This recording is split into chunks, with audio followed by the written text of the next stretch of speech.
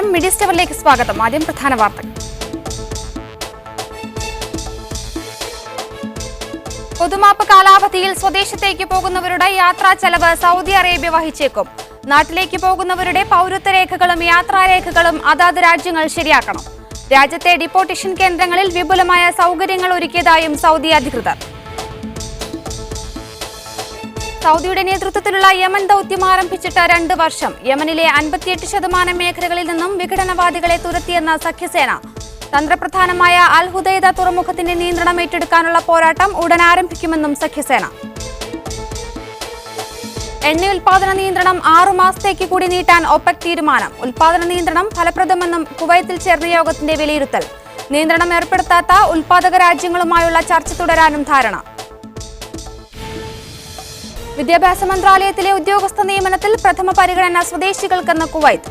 Special കാറ്റഗറികളിലേക്കുള്ള അധ്യാപകരെ വിദേശത്ത് നിന്ന് റിക്രൂട്ട് ചെയ്യുന്നത് തുടരും.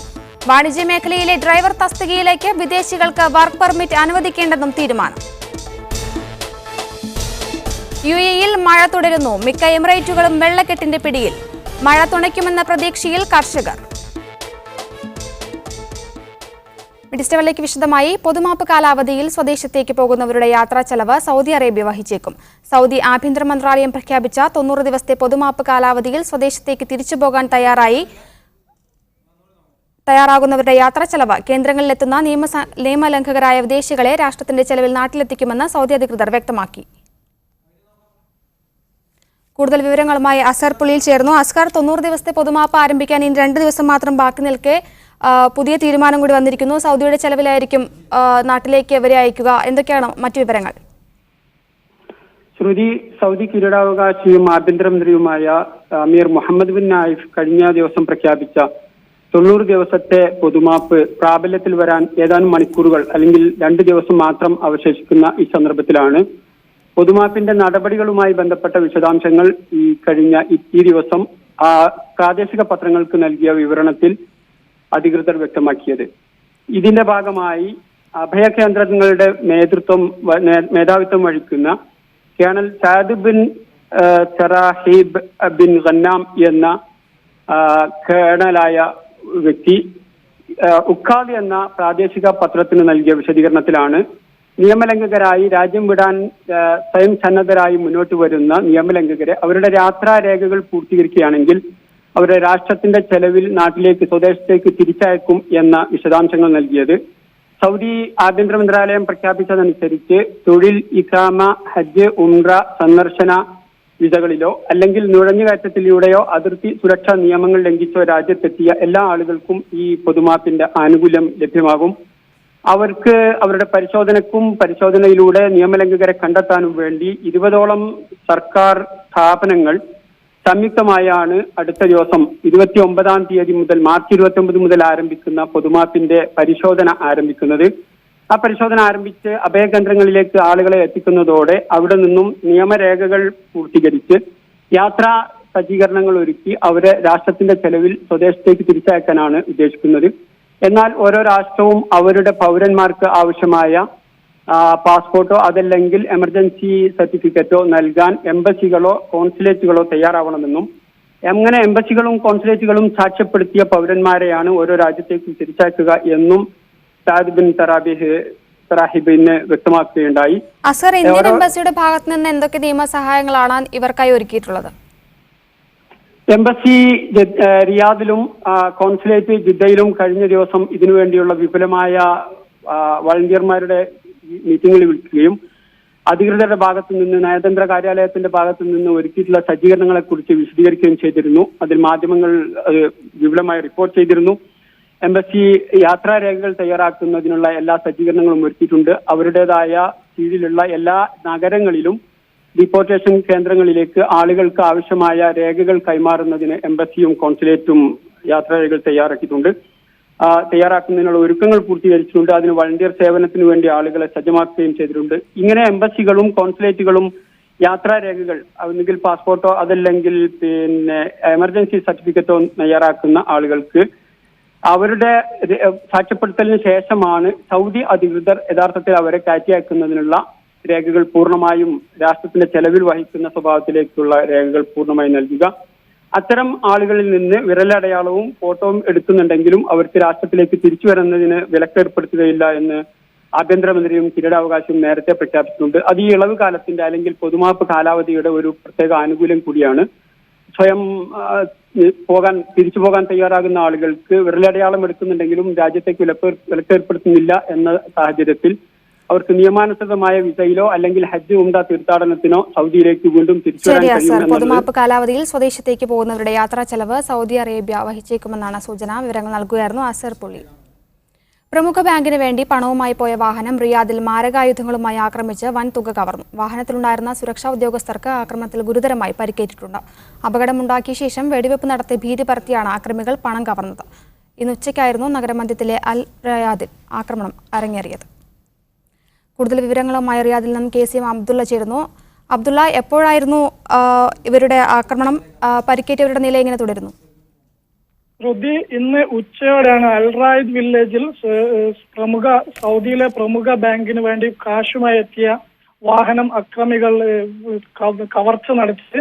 കൃത്യമായ ആസൂത്രണത്തോടെയാണ് അക്രമം നടന്നതെന്നാണ് മനസ്സിലാകുന്നത്. പണവുമായി എത്തിയ വാഹനം ബാങ്കിന് തൊട്ടടുത്ത് പാർക്ക് ചെയ്ത ഉടനെ തന്നെ മറ്റൊരു വാഹനം ഇതിൽ വന്ന് ഇടിക്കുകയും ഈ വാഹനത്തിലുണ്ടായിരുന്ന ആളുകൾ വെടിവെപ്പ് നടത്തുകയും ചെയ്ത ശേഷമാണ് വാഹനം കൊള്ളയടിച്ചത്. വലിയ തോതിലുള്ള പണം വാഹനത്തിൽ നിന്ന് കവർച്ച ചെയ്യപ്പെട്ടതായാണ് നമുക്ക് മനസ്സിലാക്കാൻ കഴിയുന്നത്. വാഹനത്തിലുണ്ടായിരുന്ന ഡ്രൈവറും മറ്റൊരു സുരക്ഷാ ഉദ്യോഗസ്ഥനും വെടിവെപ്പിൽ ഗുരുതരമായി പരിക്കേറ്റിട്ടുണ്ട്. ഇവരെ ആശുപത്രിയിൽ പ്രവേശിപ്പിച്ചതായി റിയാദ് പോലീസ് വക്താവ് കേണൽ ഫവാസ് അൽ മഹൻ പത്രങ്ങളിലൂടെ അറിയിച്ചിട്ടുണ്ട്. അക്രമികൾക്ക് വേണ്ടിയിട്ടുള്ള അന്വേഷണം ഊർജിതമാക്കിയിട്ടുണ്ടെങ്കിലും ഇതുവരെയും ഔദ്യോഗികമായി ഒരു വിവരവും തന്നെ അധികൃതരിൽ നിന്ന് പുറത്തു വന്നിട്ടില്ല. കൃതി കുവൈത്ത് വിദ്യാഭ്യാസ മന്ത്രാലയത്തിലെ ഉദ്യോഗസ്ഥ നിയമനത്തിൽ പ്രഥമ പരിഗണന സ്വദേശികൾക്കെന്ന മന്ത്രി. സർക്കാർ വിദ്യാലയങ്ങളിൽ അധ്യാപകേതര തസ്തികകളിലേക്ക് സ്വദേശികൾക്ക് അവസരം നൽകാൻ പദ്ധതി തയ്യാറാണെങ്കിലും യോഗ്യരായ ഉദ്യോഗാർത്ഥികളെ മതിയായ അളവിൽ ലഭ്യമാവുന്നില്ലെന്നും വിദ്യാഭ്യാസ മന്ത്രി ഡോക്ടർ മുഹമ്മദ് അൽ ഫാരിസ് വ്യക്തമാക്കി. വിവിധ സർക്കാർ വകുപ്പുകളിലേതുപോലെ സമ്പൂർണ്ണ സ്വദേശിവൽക്കരണം തന്നെയാണ് വിദ്യാഭ്യാസ മന്ത്രാലയം ലക്ഷ്യമിടുന്നത്. എന്നാൽ എല്ലാ ഒഴിവുകളിലേക്കും മതിയായ യോഗ്യതയുള്ള ഉദ്യോഗാർത്ഥികളെ ലഭിക്കാത്തതിനാൽ വിദേശികളെ ആശ്രയിക്കാതെ നിർവാഹമില്ല. മന്ത്രാലയത്തിൽ ഒറ്റയടിക്ക് സ്വദേശിവൽക്കരണം ഏർപ്പെടുത്തുക പ്രായോഗികമല്ല. അതിനാൽ സ്പെഷ്യൽ കാറ്റഗറികളിലേക്കുള്ള അധ്യാപകരെ വിദേശത്തു നിന്ന് റിക്രൂട്ട് ചെയ്യുന്നത് തുടരും. അടുത്ത അധ്യയന വർഷത്തെ അധ്യാപക ഒഴിവുകൾ നികത്താനായി ഈജിപ്ത്, ജോർദാൻ, ഫലസ്തീൻ എന്നീ രാജ്യങ്ങളിൽ നിന്ന് ജീവനക്കാരെ കൊണ്ടുവരും. ഇതിനായി ബന്ധപ്പെട്ട രാജ്യങ്ങളുമായി ധാരണയിലെത്തിയതായും മന്ത്രി സൂചിപ്പിച്ചു. യോഗ്യരായ ഉദ്യോഗാർത്ഥികളെ മതിയായ അളവിൽ സ്വദേശികളിൽ നിന്ന് ലഭ്യമാകാത്തതിനാൽ സമ്പൂർണ്ണ സ്വദേശിവൽക്കരണം അപ്രായോഗികമാണെന്ന് ആരോഗ്യ മന്ത്രാലയവും അടുത്തിടെ വ്യക്തമാക്കിയിരുന്നു.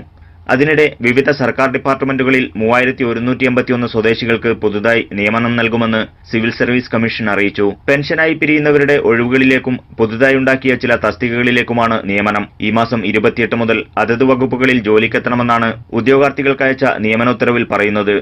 Media 1 Kuwait city. കുവൈത്തിൽ വാണിജ്യ മേഖലയിലെ ഡ്രൈവർ തസ്തികയിലേക്ക് രാജ്യത്തിന് പുറത്തുനിന്നുള്ളവർക്ക് പുതുതായി വർക്ക് പെർമിറ്റ് അനുവദിക്കില്ലെന്ന് മാൻപവർ അതോറിറ്റി. ഈ മേഖലയിലെ ഡ്രൈവിംഗ് ജോലിക്ക് സ്വദേശികളെയും നിലവിൽ കുവൈത്തിൽ താമസിക്കുന്ന ഡ്രൈവിംഗ് ലൈസൻസുള്ള വിദേശികളെയും മാത്രം മതിയെന്നാണ് തീരുമാനം.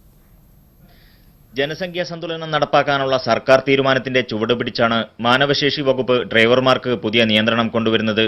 ഗതാഗതക്കുരുക്ക് കുറക്കുന്നതിനായി വിദേശികൾക്ക് ഡ്രൈവിംഗ് ലൈസൻസ് അനുവദിക്കുന്നതിൽ നിയന്ത്രണം വരുത്തുക എന്ന ലക്ഷ്യവും വാണിജ്യ മേഖലയിലെ ഡ്രൈവർ തസ്തികകളിലേക്ക് വിദേശികളെ പുതുതായി കൊണ്ടുവരേണ്ടതില്ല എന്ന തീരുമാനത്തിന് പിന്നിലുണ്ടെന്നാണ് സൂചന. ഡ്രൈവർ ജോലിക്കായി കുവൈറ്റ് ഡ്രൈവിംഗ് ലൈസൻസ് ഉള്ളവരെ രാജ്യത്തിനകത്തുനിന്ന് തന്നെ കണ്ടെത്താനാണ് നിർദ്ദേശം. ഇക്കാര്യം വ്യക്തമാക്കി ബന്ധപ്പെട്ട എല്ലാ ഡിപ്പാർട്ട്മെന്റുകൾക്കും സർക്കുലർ അയച്ചതായി മാൻ പവർ അതോറിറ്റിയിലെ റിക്രൂട്ടിംഗ് വിഭാഗം ഉപമേധാവി അഹമ്മദ് അൽ മൂസ അറിയിച്ചു. Media 1 Kuwait city. ബഹ്റൈനിൽ നിയമനങ്ങൾ നടത്തുമ്പോൾ സ്വദേശികൾക്ക് മുൻഗണന നൽകുമെന്ന് സിവിൽ സർവീസ് ബ്യൂറോ വൃത്തങ്ങൾ അറിയിച്ചു.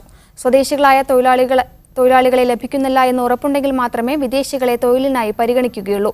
ഇക്കാര്യം കൂടി പരിഗണിച്ചായിരിക്കും ഇനി മുതൽ തൊഴിലവസരങ്ങളുമായി ബന്ധപ്പെട്ട അറിയിപ്പുകൾ മാധ്യമങ്ങളിലൂടെ നൽകുകയെന്നും സിവിൽ സർവീസ് ബ്യൂറോ അധികൃതർ വ്യക്തമാക്കി. UAE-യിലും മറ്റ് ഗൾഫ് രാജ്യങ്ങളിലും ജോലി ചെയ്യുന്ന പ്രവാസികളിൽ 10-7 പേരും പെൻഷനോ ജോലിയിൽ നിന്ന് പിരിഞ്ഞുപോകുമ്പോൾ ഉപകാരപ്പെടുന്ന വിധത്തിലുള്ള സമ്പാദ്യമോ ഇല്ലാത്തവരെന്ന് റിപ്പോർട്ട്. ഗാർഡിയൻ വെൽത്ത് മാനേജ്മെന്റ് നടത്തിയ സർവേയിലാണ് ഈ വെളിപ്പെടുത്തൽ. ഗൾഫ് രാജ്യങ്ങളിലെ 64.2% പേരും ഒരുവിധ പെൻഷനും ഇല്ലാത്തവരാണെന്ന് സർവേ വ്യക്തമാക്കുന്നു. ഇത്രയും പേർ വിരമിക്കൽ കാലത്തേക്ക് വേണ്ടി ആസൂത്രണങ്ങളൊന്നും നടത്തുന്നില്ല. അവർക്ക് ഇക്കാര്യത്തിൽ ആവശ്യമായ മാർഗനിർദ്ദേശങ്ങൾ ലഭിക്കുന്നുമില്ലെന്ന് സർവേയിൽ കണ്ടെത്തി. ഒരു തരത്തിലുള്ള പെൻഷൻ ഫണ്ടുമില്ലാത്തവർ ലോകത്ത് ഏറ്റവും കൂടുതലുള്ളത് ഗൾഫ് മേഖലയിലാണെന്ന് സർവേ വ്യക്തമാക്കുന്നു. വടക്കേ അമേരിക്കയിൽ 14.49%, യൂറോപ്പിൽ 44%, ഏഷ്യയിൽ 61%വുമാണ് പെൻഷൻ ഫണ്ടില്ലാത്തവർ. വിരമിച്ച് സ്വന്തം രാജ്യത്തേക്ക് മടങ്ങുമ്പോൾ ഗ്രാറ്റുവിറ്റി ഇല്ലാതെ മറ്റൊന്നും GCC രാജ്യങ്ങളിലുള്ളവർക്ക് ലഭിക്കുന്നില്ല. പ്രവാസികളുടെ പെൻഷൻ ഫണ്ട് സമാഹരണത്തിന് സംവിധാനമില്ലാത്തതാണ് ഇതിന് കാരണമെന്ന് ഈ മേഖലയിലെ വിദഗ്ധർ ചൂണ്ടിക്കാട്ടുന്നു.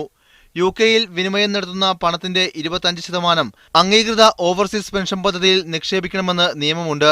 ഇത്തരത്തിലുള്ള നിയമമാണ് ഗൾഫ് രാജ്യങ്ങളിലും ആവശ്യമെന്നാണ് വിലയിരുത്തൽ. Media 1 Dubai. ദിവസങ്ങളായി തുടരുന്ന മഴയിൽ UAE-യിലെ മിക്ക എമിറേറ്റുകളും വെള്ളക്കെട്ടിന്റെ പിടിയിലായി. നീണ്ട ഇടവേളയ്ക്ക് ശേഷമാണ് ഇത്രയും ശക്തമായ മഴ ലഭിക്കുന്നതെന്ന് ഉമ്മുൽ ഖുവൈനിലെ പ്രവാസികൾ പറയും. കനത്ത മഴയും വെള്ളക്കെട്ടും ഉമ്മുൽ ഖുവൈനിൽ ജനജീവിതത്തെ സാരമായി ബാധിച്ചു. താമസയിടങ്ങളിലും ഓഫീസ് പരിസരത്തും വെള്ളം നിറഞ്ഞതിനാൽ വിദ്യാർത്ഥികളും ജീവനക്കാരും ശരിക്കും വലയുകയാണ്. വലിയൊരു ഇടവേളയ്ക്ക് ശേഷമാണ് എമിറേറ്റിൽ ഇത്രയും ശക്തമായ മഴ ലഭിക്കുന്നത്. 95കളിലൊക്കെ ഉണ്ടായ മഴയെ പോലെ ഓർമ്മിപ്പിക്കുന്ന ഒരു രീതിയിൽ ഏതാണ്ട് അതിൻ്റെ അടുത്തൊക്കെ എത്തുന്ന ഒരു മഴയാണ് ഇപ്പോൾ ഈ ഇന്നലെയും നോക്കായിട്ട് നമുക്ക് കിട്ടിയിട്ടുള്ളത്. മലയാളികളായ പ്രവാസികളും കാർഷിക രംഗത്ത് സജീവമായ എമിറേറ്റാണ് ഉമ്മുൽ ഖുവൈൻ. കനത്ത മഴ കൃഷിക്ക് ഗുണം ചെയ്യുമെന്ന് വിലയിരുത്തുന്നവരുണ്ട്. ഇപ്പോൾ ഈ അടുത്ത കാലത്തായിട്ട് തക്കാളി കൃഷി, ഇവിടുത്തെ പ്രധാനപ്പെട്ട തക്കാളി, കുക്കുമ്പർ അതുപോലുള്ള കൃഷികളൊക്കെ ശരിക്കും പറഞ്ഞാൽ അതെല്ലാം വളരെയധികം ബുദ്ധിമുട്ട് നേരിടുന്ന ഒരു അവസ്ഥയായിരുന്നു. ഈ വർഷത്തെ മഴ കൊണ്ട് അടുത്ത വർഷത്തേക്കും അടുത്ത ഇതിലേക്കും ഒക്കെ ആയിട്ട് ധാരാളമായിട്ട് കൃഷിക്ക് അത് ഗുണം ചെയ്യുമെന്നാണ് എൻ്റെ അഭിപ്രായം. പ്രതീക്ഷിക്കാതെ ലഭിച്ച മഴയും വെള്ളക്കെട്ടും പ്രവാസി കുരുന്നുകൾ ആസ്വദിക്കുകയാണ്. മഴവെള്ളത്തിൽ കടലാസ് വഞ്ചി ഇറക്കിയും ചെളിയിലിറങ്ങിയും കളിച്ചു തിമിർക്കുന്ന തിരക്കിലാണ് അവർ. നവാസ് വടകര, മീഡിയ 1, ഉമ്മുൽ ഖുവൈൻ. SSLC കണക്കു പരീക്ഷ റദ്ദാക്കി വീണ്ടും പരീക്ഷ നടത്താനുള്ള തീരുമാനം UAE-യിലെ വിവിധ രാജ്യക്കാരായ വിദ്യാർത്ഥികളെയും ഇതര സംസ്ഥാനക്കാരായ വിദ്യാർത്ഥികളെയും അവതാളത്തിലാക്കി. 12 രാജ്യങ്ങളിൽ നിന്നുള്ള കുട്ടികൾ ഇവിടെ കേരള സിലബസ് പഠിക്കുന്നുണ്ട്. പരീക്ഷ പൂർത്തിയാക്കി നാട്ടിലേക്ക് ടിക്കറ്റ് ബുക്ക് ചെയ്ത പലരും വൻതുക നൽകി വീണ്ടും ടിക്കറ്റ് എടുക്കേണ്ട അവസ്ഥയിലാണ്. ഉമ്മുൽ ഖുവൈനിലെ വിവിധ വിദ്യാർത്ഥികളുടെ പ്രതികരണങ്ങളിലേക്ക്. From Pakistan, I am writing this Kerala syllabus exam in UAE. Shock, like what's happening? Why they are taking us a re-exam? I agree that the question number 6 and question number 19 was out of syllabus, and some other questions also were out of syllabus. But still, we were like fully prepared, and we wrote the exam. Why we are like getting the re-examination? Some people like I was actually prepared for my journey and fully planned to go to Saudi Arabia for my Umrah. We are facing a lot of problem about this. Okay, I am going on 30 in the morning. Okay, then they are saying to this exam is there on 30. I have to cancel my ticket and buy again new ticket. That is so much big problem is there for that one. So I hope we will complete this challenge successfully, and I wish all my friends best of luck. Exam പെട്ടെന്ന് വീണ്ടും വെക്കാൻ പറഞ്ഞപ്പോൾ നമുക്ക് പെട്ടെന്ന് ഷോക്കായിരുന്നു. കാരണം നമ്മൾ എക്സാമിന് full prepare ചെയ്തിരുന്നു. അതുകൊണ്ട് ഇപ്പോഴത്തേന്ന് പറഞ്ഞാൽ നമ്മൾ ഫുൾ തയ്യാറെടുപ്പെടുത്തു. ഒമാനിലെ സലാലയിൽ ദുരൂഹ സാഹചര്യത്തിൽ കൊല്ലപ്പെട്ട മലയാളി നഴ്സ് ചിക്കു റോബർട്ടിന്റെ ഭർത്താവ് ലിൻസന നാട്ടിൽ പോകാൻ പോലീസ് അനുമതി നൽകി. സംഭവം നടന്ന് 1 വർഷമാകുമ്പോഴാണ് ലിൻസന യാത്രാനുമതി ലഭിക്കുന്നത്. കഴിഞ്ഞ ദിവസം പാസ്പോർട്ട് തിരികെ ലഭിച്ച ലിൻസൺ നാളെ രാവിലെ ബന്ധുവിനൊപ്പം നാട്ടിലേക്ക് തിരിക്കും. നാട്ടിൽ നിന്നെത്തിയ പ്രശസ്ത നാടക സംവിധായകൻ അഹമ്മദ് മുസ്ലിമിന്റെ നേതൃത്വത്തിൽ പ്രേരണ സംഘടിപ്പിക്കുന്ന നാടക പരിശീലന ക്യാമ്പിന് ബഹ്റൈനിൽ തുടക്കമായി. പ്രവാസികളുടെ നാടക പ്രവർത്തനങ്ങൾക്ക് പുതിയ ദിശാബോധം നൽകുക എന്ന ലക്ഷ്യത്തോടെയാണ് ക്യാമ്പിലെ പരിശീലനം പുരോഗമിക്കുന്നത്. OV വിജയന്റെ കടൽ തീരത്ത് എന്ന ചെറുകഥയുടെ സ്വതന്ത്ര നാടകാവിഷ്കാരം അരങ്ങിലെത്തിക്കുവാനാണ് പ്രേരണയുടെ കീഴിൽ ബഹ്റൈനിൽ സംഘടിപ്പിക്കുന്ന നാടക പരിശീലന ക്യാമ്പിൽ ഒരു കൂട്ടം കലാകാരന്മാർ പരിശ്രമിക്കുന്നത്. കടൽ തീരത്ത് എന്ന സൃഷ്ടിയിലെ കഥാതന്തുവിന്റെ തീവ്രത ചോരാതെ രംഗഭാഷയിലേക്ക് പകർത്താനാണ് നടനും സംവിധായകനുമായ അഹമ്മദ് മുസ്ലിമിന്റെ ശ്രമം. നിരവധി നാടകങ്ങൾ സംവിധാനം ചെയ്യുകയും ചലച്ചിത്ര രംഗത്ത് പ്രവർത്തിക്കുകയും ചെയ്തിട്ടുള്ള ഇദ്ദേഹത്തിന്റെ നേതൃത്വത്തിൽ കന്നഡ സംഘിൽ നടക്കുന്ന ക്യാമ്പിൽ നടീനടന്മാരും സാങ്കേതിക വിദഗ്ധരുമടക്കം 30ഓളം പേർ പങ്കെടുക്കുന്നുണ്ട്. ഇപ്പോൾ ഇവിടെ വരാനും ഇങ്ങനെ ഒരു നാടക പ്രവർത്തകരെ കാണാനും നാടകവുമായിട്ട് ബന്ധപ്പെടാനും കഴിഞ്ഞാൽ എനിക്ക് വളരെ സന്തോഷമുണ്ട്. ഇതുവരെയുള്ള റിഹേഴ്സൽ വെച്ച് I think it was A good production. അതുകൊണ്ട് തന്നെ എല്ലാവരും വളരെ സഹകരിക്കുന്നുണ്ട്. എല്ലാ നടീനടന്മാരും വളരെ കോപ്പറേറ്റീവാണ്. അപ്പോൾ അതിൻ്റെ സാങ്കേതിക വിദഗ്ധരായിട്ടുള്ളവരൊക്കെ കോപ്പറേറ്റീവായിട്ട് വർക്ക് ചെയ്യുന്നതുകൊണ്ട് ഈ നാടകം ഒരു സക്സസ് ആയിരിക്കും തന്നെയാണ് എൻ്റെ വിശ്വാസം. നാടകത്തിലെ കേന്ദ്ര കഥാപാത്രമായ വെള്ളായിയപ്പൻ എന്ന കർഷക തൊഴിലാളിയുടെ വേഷം PV സുരേഷ് അവതരിപ്പിക്കുന്നു. എല്ലാ ദിവസവും രാത്രി 8 മുതൽ 10:30 മണി വരെയും അവധി ദിനങ്ങളിൽ കാലത്ത് 10 മണി മുതൽ 5 മണി വരെയുമാണ് ക്യാമ്പ് നടക്കുന്നത്. മുൻകാലങ്ങളിൽ സംഘടിപ്പിച്ചിട്ടുള്ള ശില്പശാല രീതിയിലുള്ള പരിശീലനത്തിൽ നിന്ന് വ്യത്യസ്തമായി മികച്ച ഒരു നാടകം കൂട്ടായ പരിശീലനത്തിലൂടെ അരങ്ങിലെത്തിക്കുക എന്ന രീതിയാണ് സ്വീകരിച്ചിരിക്കുന്നതെന്ന് പ്രേരണ ഭാരവാഹികൾ പറഞ്ഞു. ബഹ്റൈനിൽ ഒരുപാട് നാടക പ്രവർത്തകരുണ്ട്, കലാകാരന്മാരുണ്ട്. അവരെയൊക്കെ മുഖ്യധാരയിലേക്ക് കൊണ്ടുവരികയും പ്രോത്സാഹിപ്പിക്കുകയും ചെയ്യുക എന്നതാണ് പ്രേരണ നാടക കളരി ഇത്തരം നാടക ക്യാമ്പ് കൊണ്ട് ഉദ്ദേശിക്കുന്നത്. ഏപ്രിൽ 14 വെള്ളിയാഴ്ച സഗയ്യയിലെ KCA ഹാളിൽ നാടകം അരങ്ങേറും. ക്യാമറ പേഴ്സൺ സുഫൈൽ മാടായിക്കൊപ്പം സിറാജ് പള്ളിക്കര, മീഡിയ 1, ബഹ്റൈൻ. പ്രശസ്ത നർത്തകി ശ്യാമ ഭാട്ടിയും സംഘവും ദോഹയിൽ അവതരിപ്പിച്ച കഥക് നൃത്തസന്ധ്യ ഖത്തറിലെ ആസ്വാദകർക്ക് വേറിട്ട അനുഭവമായി. ICC അശോക ഹാളിൽ നടന്ന പരിപാടിയിൽ വിവിധ പ്രമേയങ്ങൾ ഉയർത്തി സാംസ്കാരിക വൈവിധ്യങ്ങളുടെ മനോഹാരിത അവതരിപ്പിച്ചാണ് ശ്യാമ ഭാട്ടെ ദോഹയിലെ ആസ്വാദകരെ വിസ്മയിപ്പിച്ചത്. വിവിധ രാജ്യങ്ങളിലെ പര്യടനത്തിന്റെ ഭാഗമായി ദോഹയിലെത്തിയ സംഘം ഇന്ത്യൻ സെന്റർ ഫോർ കൾച്ചറൽ റിലേഷൻസിന്റെ ആഭിമുഖ്യത്തിലാണ് അരങ്ങിലെത്തിയത്. സൗദി അറേബ്യയിലെ ലുലു ഹൈപ്പർ മാർക്കറ്റുകളിൽ ഫുഡ് ഫെസ്റ്റിവലിന് തുടക്കമായി. പ്രമുഖ ടെലിവിഷൻ അവതാരകനും മജീഷ്യനുമായ രാജ് കലേഷിന്റെ നേതൃത്വത്തിലാണ് റിയാദ് മുറുബ ഷാഖയിൽ ഫെസ്റ്റിവലിന് തുടക്കമായത്. 2 ആഴ്ച നീണ്ടുനിൽക്കുന്ന മേളയുടെ ഭാഗമായി വിവിധ പരിപാടികളാണ് ലുലു ശാഖകളിൽ നടക്കുക. പാചകത്തിനൊപ്പം വിനോദ പരിപാടികൾ കൂടി സംഗമിപ്പിച്ചാണ് ലുലു ഹൈപ്പർ മാർക്കറ്റിൽ ഭക്ഷ്യമേളയ്ക്ക് തുടക്കമായത്. ലോകത്തിന്റെ പല ഭാഗങ്ങളിൽ നിന്നുള്ള അനേകം വിഭവങ്ങളും രുചിക്കൂട്ടുകളുമാണ് മേളയിൽ ഒരുക്കിയത്. 6 കളർ കോഡുകളിലായാണ് 14 ദിവസം തുടരുന്ന മേള നടക്കുക. പ്രമുഖ കുക്കറി ഷോ അവതാരകനും മജീഷ്യനുമായ രാജ് കലേഷിന്റെ നേതൃത്വത്തിൽ നടക്കുന്ന വിനോദ വിജ്ഞാന പരിപാടികൾക്കൊപ്പം തത്സമയ പാചകവും മേളയിൽ ഒരുക്കിയിട്ടുണ്ട്. Lulu world food expo 2017 start ചെയ്തു. ലോകത്തിന്റെ പല ഭാഗത്തു നിന്നുള്ള പല തരത്തിലുള്ള രുചിക്കൂട്ടുകൾ നമുക്ക് രുചി ആസ്വദിക്കാം. അതുപോലെ ഫുഡിന്റെ ലുലു ഓഫർ ചെയ്യുന്നൊരു കാര്യം എന്താണെന്ന് വെച്ചാൽ ഫുഡ് ഉണ്ടാക്കാനുള്ള ഇൻഗ്രീഡിയൻസ് ഉൾപ്പെടെയുള്ള സാധനങ്ങൾക്ക് ഓഫർ പ്രഖ്യാപിച്ചിട്ടുണ്ട്. കേരളത്തിന്റെ നാടൻ രുചികളുമായി മലബാർ അടുക്കളയുടെ പ്രവർത്തകർ മേളയിൽ സജീവമാണ്. അറബ് വിഭവങ്ങൾക്കൊപ്പം യൂറോപ്പ്, ചൈനീസ്, തായ്ലൻഡ്, മെക്സിക്കൻ തുടങ്ങി വിവിധ രാജ്യങ്ങളുടെ വേറിട്ട ഭക്ഷ്യവിഭവങ്ങളാണ് ലുലുവിൽ സന്ദർശകരെ കാത്തിരിക്കുന്നത്. റീജിയണൽ മാനേജർ ഷഹീം മുഹമ്മദ്, മറ്റ് പ്രതിനിധികളായ സലീം VK, ഷഫീഖ് റഹ്മാൻ, യാസർ അൽ ഖഹ്താനി തുടങ്ങിയവർ ഉദ്ഘാടന ചടങ്ങുകൾക്ക് നേതൃത്വം നൽകി. Media 1, Riyadh. കാലാവസ്ഥാ വ്യതിയാനവും ആഗോളതാപനവും നൽകുന്ന മുന്നറിയിപ്പുകൾ മുൻനിർത്തി ലോകത്തുടനീളം നടന്ന ഭൗമമണിക്കൂർ ആചരണത്തിൽ ഖത്തറിലെ വിവിധ കൂട്ടായ്മകളും പങ്കുചേർന്നു. കൾച്ചറൽ ഫോറം ഓഫീസിൽ സ്ത്രീകളും കുട്ടികളും അടങ്ങുന്ന സംഘം 1 മണിക്കൂർ ലൈറ്റുകൾ അണച്ച് മെഴുകുതിരികൾ കൊളുത്തി ഭൗമമണിക്കൂർ ആചരിച്ചു. കൾച്ചറൽ ഫോറം മലപ്പുറം ജില്ലാ പ്രസിഡന്റ് റഷീദ് അലി നിലമ്പൂർ നേതൃത്വം നൽകി. മെഹർ നൌഷാദ് പരിസ്ഥിതി സന്ദേശം നൽകി. പച്ചപ്പിലേക്ക് ജീവിതത്തിലേക്ക് എന്ന പരിസ്ഥിതി ക്യാമ്പയിന്റെ ഭാഗമായി നിരവധി ബോധവൽക്കരണ പരിപാടികളാണ് കൾച്ചറൽ ഫോറം ഖത്തറിൽ നടത്തുന്നത്. റിക്രൂട്ട്മെന്റിൽ യുവ ഉദ്യോഗാർത്ഥികൾക്ക് ഊന്നൽ നൽകുമെന്ന് ദുബായ് ഹോൾഡിംഗ്സ്. 21-നും 30-നും ഇടയിൽ പ്രായമുള്ള യുവതീ യുവാക്കൾക്ക് തൊഴിൽ നൽകാനാണ് സ്ഥാപനം ഉദ്ദേശിക്കുന്നതെന്ന് കമ്പനി വൈസ് ചെയർമാനും മാനേജിംഗ് ഡയറക്ടറുമായ അഹമ്മദ് ബിൻ ബയാത്ത് പറഞ്ഞു. സ്മാർട്ട് സിറ്റി ഉൾപ്പെടുന്ന ടീകോം സ്ഥാപനങ്ങളും ദുബായ് ഹോൾഡിംഗ്സ് ശൃംഖലയിലാണ് ഉൾപ്പെടുക. സൗദിയിൽ ആദ്യമായി ഒരുക്കിയ ബട്ടർഫ്ലൈ ഗാർഡൻ സ്വദേശി കുടുംബങ്ങൾക്കും കുട്ടികൾക്കും കൗതുകമാവുന്നു. യാംബു ഫ്ലവർ ഷോയിൽ ഒരുക്കിയ പൂമ്പാറ്റ ഗാർഡൻ കാണാൻ 100 കണക്കിന് സന്ദർശകരാണ് എത്തുന്നത്. അപൂർവ ഇനം പൂമ്പാറ്റകളെ അടുത്തു കാണാൻ സാധിച്ചതിന്റെ ത്രില്ലിലാണ് കുട്ടികൾ. മുതിർന്നവരും അതേ കൗതുകത്തിൽ തന്നെ. ചിലരാകട്ടെ ജീവിതത്തിൽ ആദ്യമായി നേരിട്ട് കാണുന്നവരും.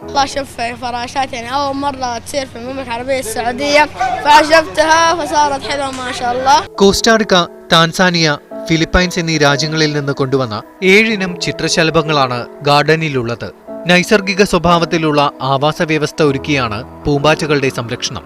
ഓരോ ദിവസവും 100-ലേറെ പൂമ്പാറ്റകളാണ് ഇവിടെ വിരിയുന്നത്.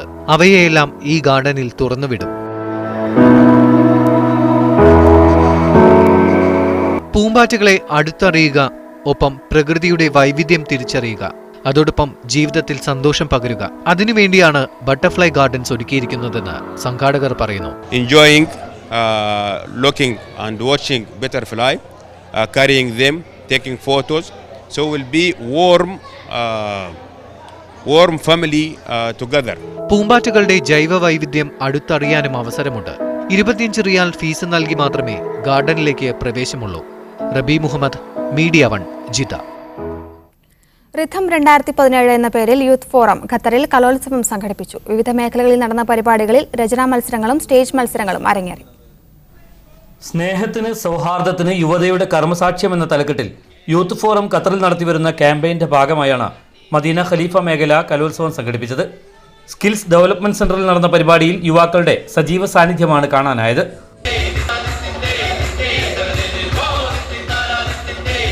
റിത്തം 2017 എന്ന പേരിൽ പ്രീ ഇവന്റ് നോൺ സ്റ്റേജ് ഇനങ്ങളിലായി 18 മത്സരങ്ങളും മറ്റു സ്റ്റേജ് ഇനങ്ങളും അരങ്ങേറി. ഏറ്റവും കൂടുതൽ പോയിന്റ് നേടിയ യർമുക്ക് ഏരിയയാണ് ചാമ്പ്യന്മാരായത്.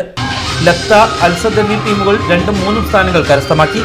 Rhythm general convener Shabir Hameed, programme convener Shabeeb Abdul Razak, Kareem ഗ്രാഫി കക്കോവ്, സുഹൈൽ അബ്ദുൽ ജലീൽ, സുനീർ പുതിയോട്ടിൽ, അബൂബക്കർ പട്ടാമ്പി, നജ്മൽ തുടങ്ങിയവർ പരിപാടികൾക്ക് നേതൃത്വം നൽകി. Media 1 Doha. ഖത്തറിൽ നിന്ന് പ്രവാസം അവസാനിപ്പിച്ച് നാട്ടിലേക്ക് മടങ്ങുന്ന 2 പ്രമുഖ വ്യക്തികൾക്ക് ദോഹയിലെ മലയാളി പൗരാവലി യാത്രയയപ്പ് നൽകി.